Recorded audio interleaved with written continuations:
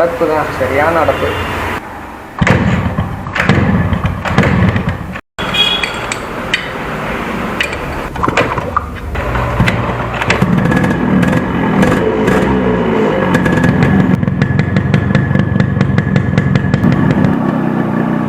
ஐட்லிங்கும் சரியில்லை, ரஃப்பாக தான் இருக்குது. த்ராட்டில் விட்டோம்னாலே ஆஃப் ஆயிடுது.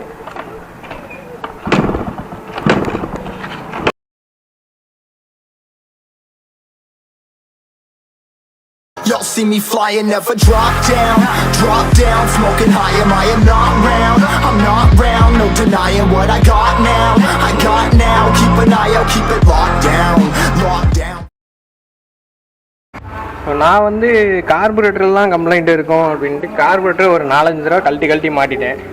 ஸோ கடைசியாக டவுட் ஆகி நம்ம ரீடு வால்வில் கலட்டி செக் பண்ணும்போது தான் தெரியுது ரீடு வால்வில் வந்து கம்ப்ளைண்ட் இருக்குது அப்படின்ட்டு. உள்ளே வந்து ஒரு உலகமே தெரியுது. இப்படிலாம் இருக்கவே கூடாது. ஸோ நமக்கு இதனால தான் அந்த அடைக்கிற கம்ப்ளைண்ட்டு, ரைசிங் கம்ப்ளைண்ட்டு எல்லாம் வந்திருக்கு. ஸோ இதை வந்து நம்ம சேஞ்ச் பண்ணி ஆகணும். ஒரிஜினல் தான் வந்து வாங்கி போட போகிறோம். இதோட ப்ரைஸ் வந்து அரௌண்ட் ஒரு 600 கிட்ட வரும். 540 அந்த ரேஞ்சில் ஒரு 600க்குள்ளே வரும். இதில் உள்ளே பார்த்தீங்கன்னா இந்த அளவுக்குலாம் வெளிச்சம் வரவே கூடாது. ஒரு நல்ல கண்டிஷனில் ரீடு வால் என்கிட்ட இல்லை.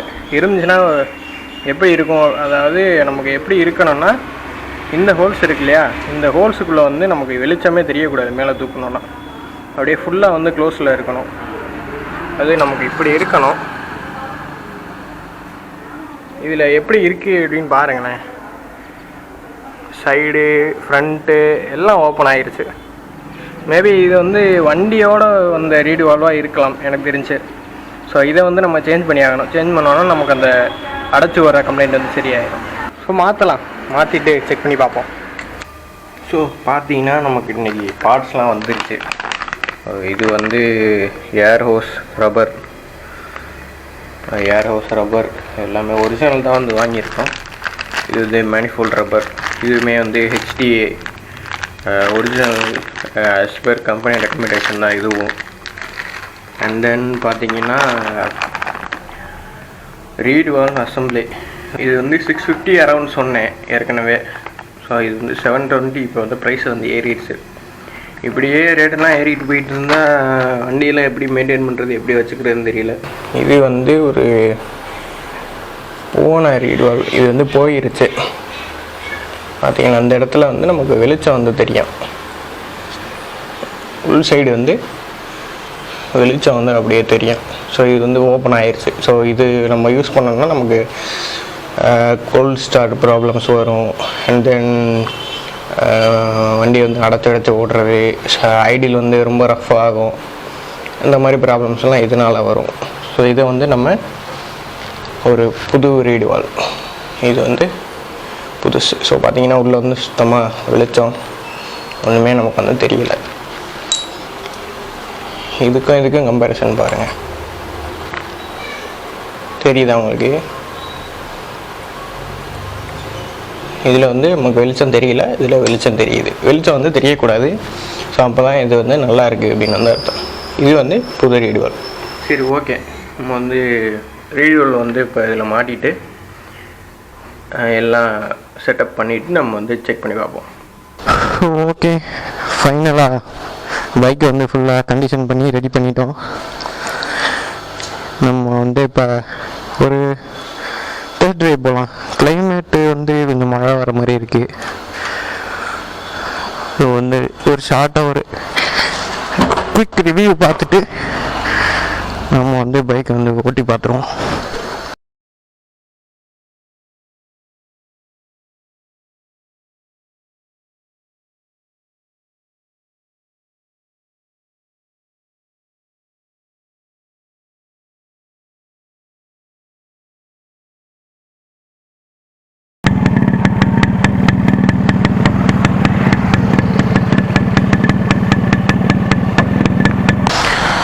ஓகே, இதுதான் நம்ம பைக்கு.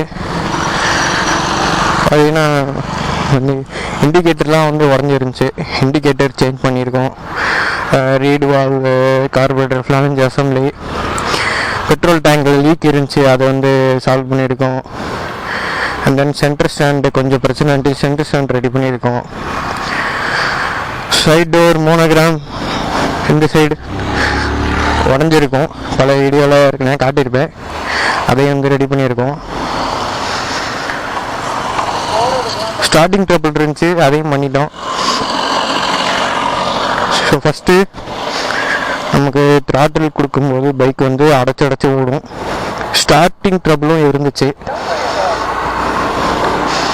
சீட்டு வந்து வேறு சீட்டு வந்து போட்டாச்சு.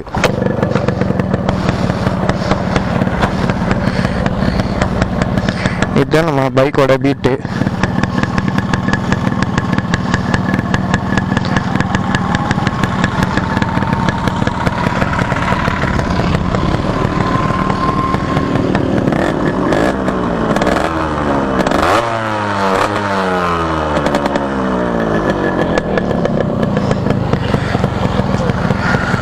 அவ்வளோதான், நம்ம வந்து ஷார்ட்டாக போகிற ரைடு வந்து போயிட்டு வந்துடலாம். நம்ம மழை வர மாதிரி இருக்குது, கிளைமேட்டு சரியில்லை. ஷார்ட் ரைடு ஒன்று போயிட்டு வருவோம். ஏற்கனவே நமக்கு த்ராட்டில் கொடுக்கல அடைச்சிருக்கும்.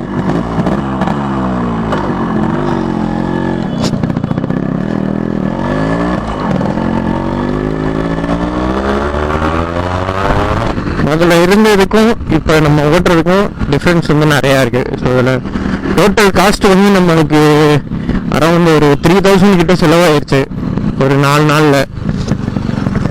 நம்ம வந்து ஸ்பேர்ஸ் வந்து ஏகப்பட்டது மாற்றிட்டோம்.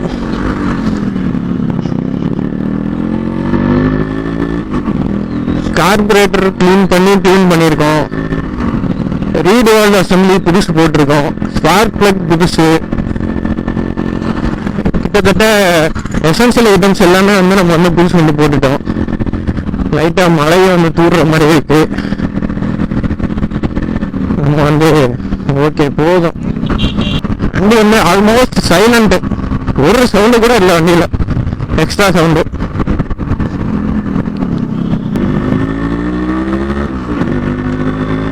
வண்டி இப்போதான் வண்டியாக இருக்கு. நான் எடுத்தப்ப இந்த அளவுக்கு கொண்டு வர முடியுமா டவுட்டாக தான் இருந்துச்சு. ஒரு வழியா ரெடி பண்ணி கொண்டு வந்துட்டோம்.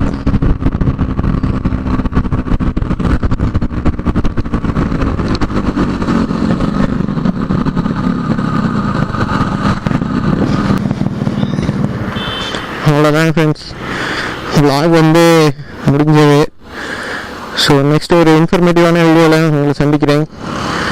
அதுவரை உங்களிடம் விடைபெறுவது உங்கள் ராக்கெட் 96. டாடா, பாய் பாய்.